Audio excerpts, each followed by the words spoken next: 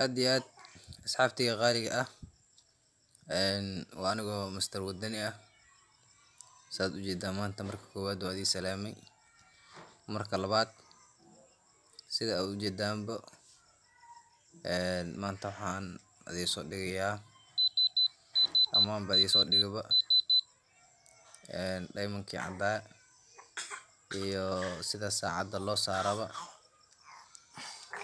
hadduu ilaahi yiraaha daawasho wacan insha Allah. saad u jeedaan waa kaasaa baga kala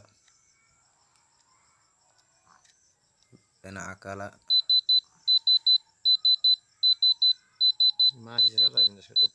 markaad fiiriso waxaad moodaa inuu isku wada mid yahay.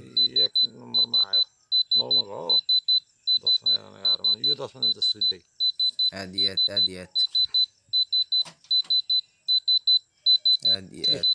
aad